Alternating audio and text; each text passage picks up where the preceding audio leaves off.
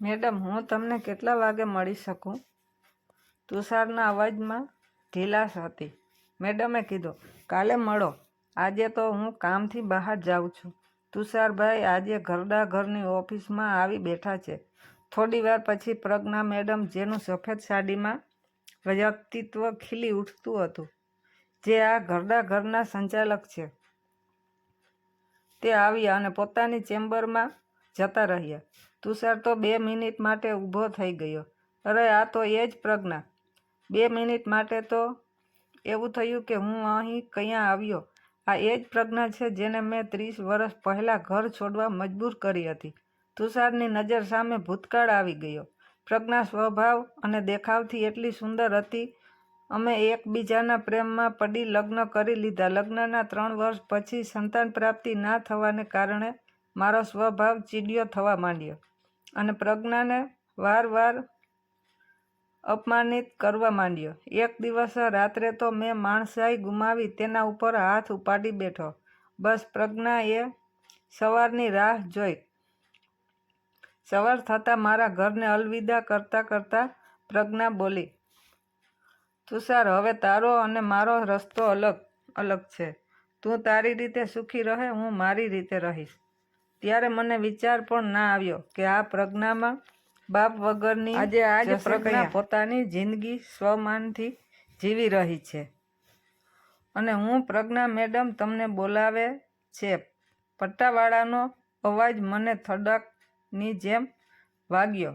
હિંમત એકઠી કરી હું એની ચેમ્બર તરફ ગયો. પગ ઉપડતા ન હતા. હિંમત કરી દરવાજો ખોલ્યો. આવ તુષાર! પ્રજ્ઞાનો એ જ મધુર અવાજ. તે મને ઓળખી લીધો. હા, સીસીટીવી કેમેરામાં તને જોઈ લીધો. આમ તો તને 30 વર્ષ પહેલાં જ મેં ઓળખી લીધો હતો.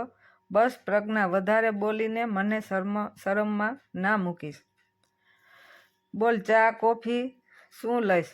પ્રજ્ઞા બોલી. પ્રજ્ઞા, હવે જિંદગીમાં પસંદગી જેવું કાંઈ રહ્યું જ નથી, તુષાર બોલ્યો. પ્રજ્ઞા બોલી, બોલ તુષાર, આ સંસ્થાની મુલાકાતનું તારું પ્રયોજન શું છે? પહેલી વાત તો પ્રજ્ઞા, કે તું અહીં છે એ મને ખબર જ નથી, નહીંતર હું અહીં આવવાની હિંમત જ ના કરત. કોઈ પણ વ્યક્તિ જ્યારે ખરાબ વર્તન કરે ત્યારે એ ભૂલી જાય છે કે ભવિષ્યમાં આ વ્યક્તિ સામે આંખ મેળવીને વાત પણ નહીં કરી શકીએ. ખરેખર તેટલી નીચ કક્ષાએ ના જવું જોઈએ. આજે હું તારી સાથે વાત કરવા લાયક નથી રહ્યો. છતાં પણ સાંભળ, તારા ઘર છોડ્યા પછી મને પસ્તાવો થયો, પણ અહમ એટલો હતો કે પ્રજ્ઞા મા બાપ વગરની જશે ક્યાં? પાછી મારી પાસે જ આવશે ને? પણ આ મારો ભ્રમ હતો. 6 મહિના તારી રાહ જોઈ પછી મેં બીજા લગ્ન કરી લીધા. ડગલે ને પગલે હું મનમાં ને મનમાં તારા પ્રેમ સાથે સુધાની નવી પત્ની સરખામણી કરતો રહ્યો. હીરાને ગુમાવી કથિર પકડી લીધું હતું. તેના દુઃખ અને અસંતોષ સાથે બીજું લગ્ન જીવન આગળ વધ્યું. હું એક સંતાનનો બાપ થયો. જે સંતાન પ્રાપ્તિ માટે મેં તારો સાથ છોડ્યો, એ જ સંતાન અને મારી નવી પત્નીએ મારું જીવવાનું હરામ કરી દીધું. નર્ક જેવું ઘર બની ગયું છે. પ્રજ્ઞા, હું સતત મારી જાતને ધિક્કારતો હતો.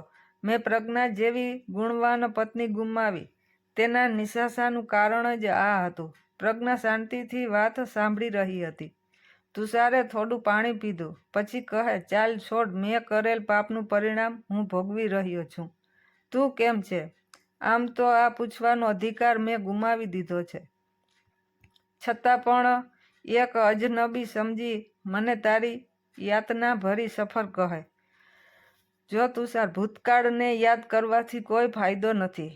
ગુમડા ખોતરીને દુઃખ ઊભા કરવા જેવું છે. દરેક વ્યક્તિ સંજોગોનો ગુલામ હોય છે, પણ જ્યાં સાચો પ્રેમ છે ત્યાં આની માત્રા ઘટી જાય છે.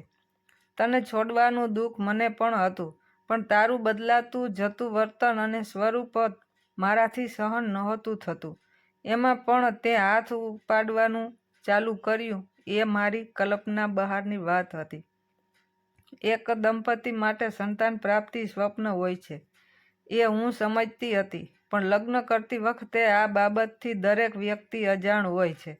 4 ફેરા વખતે એકબીજાની ખામી અવગુણ, દોષ બધું જ આપણે સ્વીકારી લેવાનું હોય છે, જે તું સ્વીકારી ના શક્યો. તુષાર, લગ્નના 4 ફેરાનો મતલબ જ વિશ્વાસ, ધૈર્ય, સંતોષ અને પ્રેમ હોય છે. વાત ચાલુ હતી ત્યાં એક સજ્જન મારી ઉંમરની વ્યક્તિ અંદર આવે છે અને કહે છે, પ્રજ્ઞા, આજે સાંજે આપણે બીજી સંસ્થાની મુલાકાત લેવાની છે. ભલે અમિત, આ મારી સામે બેઠેલ મારો ભૂતકાળ છે. તુષાર, જે બાબતે આપ બધું જાણો છો, પ્રજ્ઞા બોલી.